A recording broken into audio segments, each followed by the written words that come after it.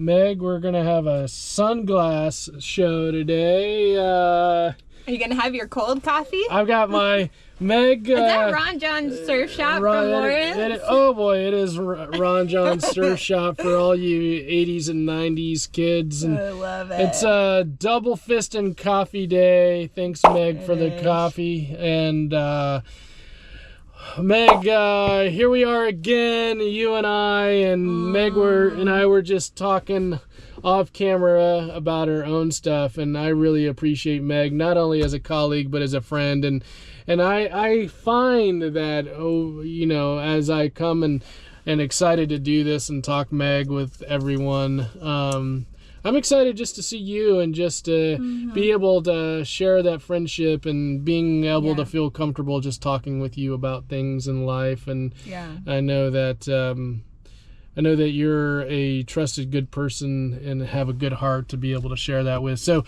as we always do, Meg, we come and we just talk every week about the things that we have going on in our life, the good, the bad, and the ugly, the real ugly. So we talk about that and hopefully give each other some guidance, some cognitive behavioral guidance on things that maybe to think about. And I really want you to dig into me this week, Meg, and just really push into whatever my struggles are, because I might need some real guidance on this. Okay. But we also talk about strengths. We believe everyone struggles, but we also have strengths. We also have interests. We have things in our life that we enjoy, and we really need to celebrate those things.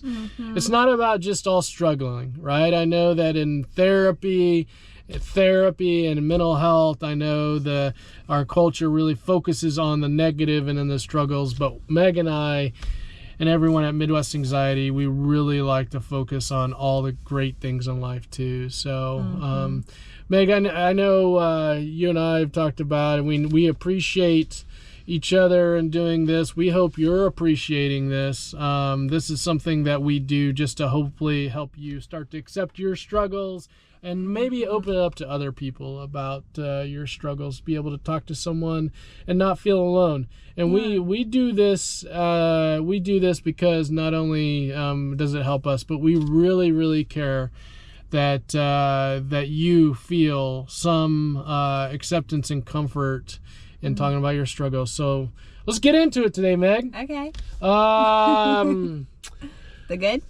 Well, no. The good, the bad, the ugly. It's on the tippy top of my brain. Go. Meg, I have to come to you with something. I don't know if it's called an obsession or an addiction or what, but you're a runner, so you can understand this. I've dabbled in running in my past, not to the level definitely you have. But exercise for me, I love to exercise. I love to push my body. There's that physical side of it, but there's also the mental side of it. The mental of, like, if I exercise, then there's good attached to it. And if I don't exercise, there's bad, there's shame, there's guilt. And I'll come to everyone and basically say that I feel like, or I believe that I had gotten into an obsessive or addictive pattern with exercise where I used to only run maybe for an hour a day. And I was like, oh, that feels good. Okay, I've done enough. Yeah. And then I went to the gym, and the gym has all this extra stuff, the sauna, the steam room, the hot tub, the cold plunge. And so not only did I add an hour of workout, but then I added an hour of recovery on top of that. And to be honest with you, I'm being totally transparent. I could not go to I could, but it was difficult to go to the gym and just work out without doing that extra hour of stuff. I felt like I was cheating myself if I didn't do that extra hour. And so for me, I got into this pattern. It was a 2 or 3 week pattern where I was just kind of like a robot, like, yep, I'm going to the gym and I got to spend this much time. And if I don't spend this much time, then there's some negative impact on that. And then there was one day where and it was this week, and it just was like, I'm not going to go to the gym today. I'm just going to sip on my coffee and just enjoy my coffee and just be able to appreciate that I can go to the gym. I can make that choice to go to the gym, or I can just sit here and drink my coffee. And for me, that was a really that was a great moment for me, because I felt like I took the control back from just feeling like I had to do something or I was bad for doing that. So thoughts, advice on how do I know? And I'm putting you in a bad position here because I don't even know if I can answer this. How do you know when you think something is good, but it turns out to actually not be so good? I mean, I guess hindsight's 20/20. Yeah. Well, I would ask, so what went through your mind that morning where you decided, I'm going to stay home and have coffee instead? Yeah. What was that decision process like? That's a great question. To be totally honest with you, I was mentally and physically exhausted. And I was like, I can go to the gym and I can do all this stuff, but when and where is this train gonna stop? It was like almost like I couldn't stop it myself without my mind and my body just being like, you can't do this today. Yeah. And I at that moment was like, this is not something that I can continue. And so I just basically stopped in that moment. Now, to be totally honest, I haven't been to the gym since then, and I plan on going today. But I might need to have not a 7-day workout plan. Yeah. Maybe I need to have a 3 or 4 day workout plan, and be okay with just like, if I don't go to the gym today, then that's not a bad thing. Yeah, I'm curious about what is the fear that's driving how you're making the decisions. Is it all or nothing? If I don't go to the gym, then I won't ever go back, or... I think it's that I got into a bad place in my health, and I'm afraid that if I don't go to the gym, and I'll be totally honest with you, this is a take the glasses off kind of moment here. I'll be honest, I covered up by saying health, but I was not proud of my body. I had gained some weight, and I felt like going to the gym, I would lose that weight. Yeah. And I've lost a little bit of weight, not the weight that I want to lose necessarily, but I don't want to go back to that place. And I feel like I'm going to slip. If I don't go to the gym, I'm going to slip back into that place. Yeah. And so that's hard for me, because I don't want to be on this yo-yo of I got to go to the gym. I don't. So I got to be just good with other parts of my health, my nutrition, my sleep, my hydration, and not be so robotic, I guess. And I think I also hear, and I feel like I hear this from everyone, is a degree of lack of self-trust. Oh yeah.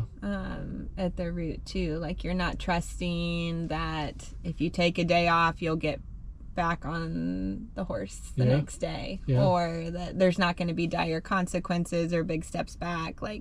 There's a lack of trust in yourself to navigate your health, maybe. Does that feel true? That is definitely true. And, part of it, there's lots of variables that go into that. One is I feel like if I just put it into my schedule, then I'll do it. But if I don't put it in my schedule, something else will creep in, And so, there is a lack of trust. And boy, as I'm talking to you and I've just gone through this process, I feel a sense of relief at the same time that I don't, I don't know if you have ever felt, Meg, or you out there have felt like you feel like you just have to do something. There's such a, I don't know, stress is the right word, but there's such a pressure with doing that, but knowing that I don't have to do it and I can if I want to, it's relieving. Yeah. So that's been my big struggle this week, and I feel like I'm kind of coming on to the other side of it, is that I feel a sense of relief that I can go to the gym, and if I don't go, then I'll be okay.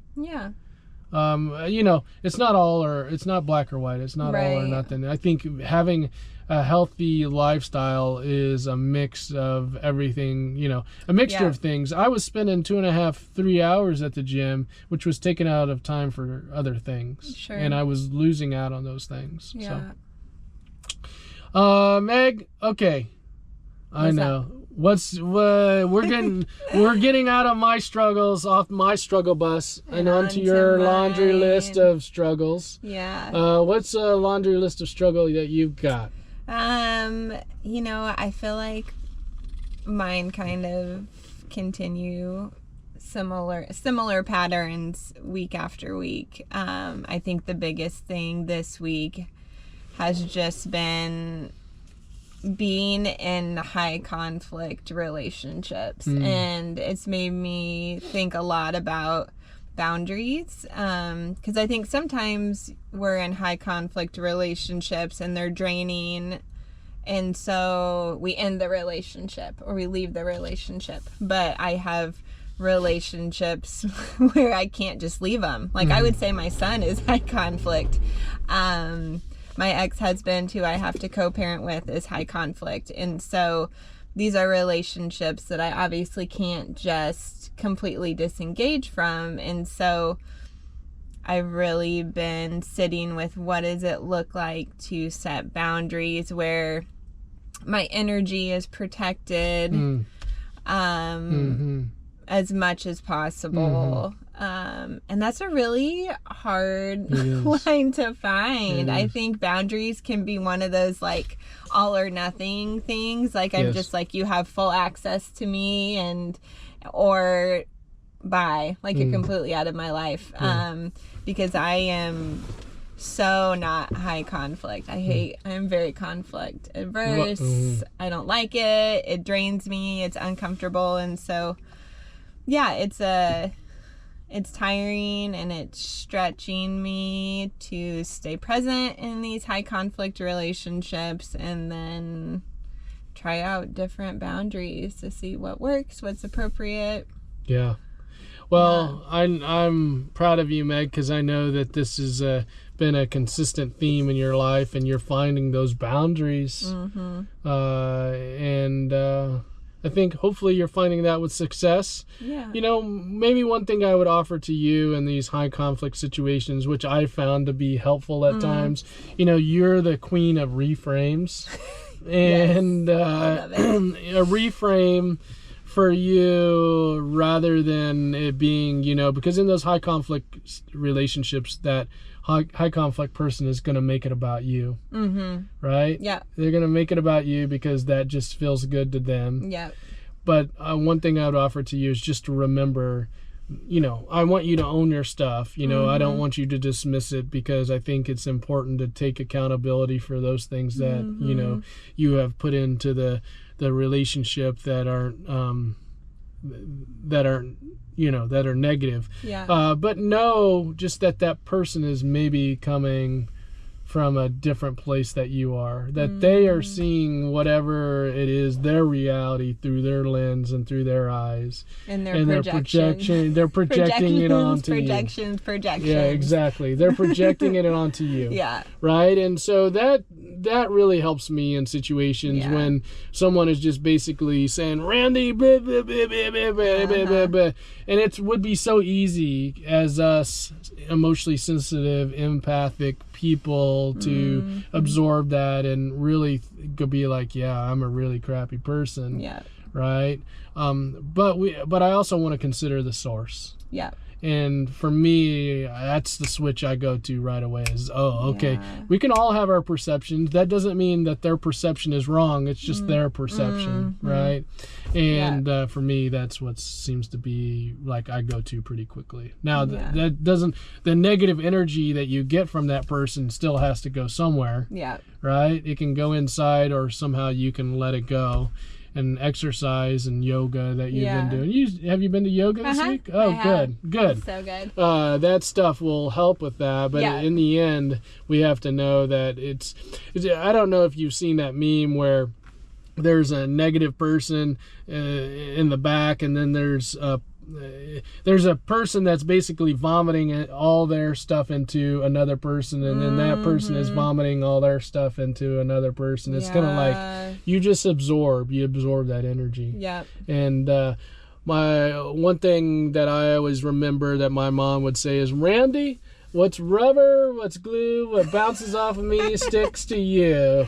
And I tell that to clients all the time, right? If you can find a way to have that shield and have it bounce off of you rather than absorb it, I think that's the best you can do in these situations. Other than with boundaries. Boundaries helps with that. So. And that reframe really helps to just take a step back. Like, it's almost like, okay, I can step out of the moment and kind of look down on it. Right. I think knowing that everyone has a subjective lens through which they're seeing other people in every part of their world that's based on their own experiences. I feel like I almost picture myself in sunglasses and the high conflict person in them too, in like different colors. Oh yeah, like black and blue. Yeah. I like it. Yeah. Meg, there's so much great stuff in life. Real quick, what's something that you've enjoyed in your life this week? What's been something you've just found pleasure? Yeah, I think I can just stay in my head when there's stress and I'm tired. And this week I really challenged myself to just be present in my interpersonal relationships with my kids and my husband when we're together. And it's really easy to have joy when you do that. Like, it's hard to be present, but then once you do, it's like, oh, this is so great. Yeah. Just spending time with the people I love. Yeah, great. Yeah.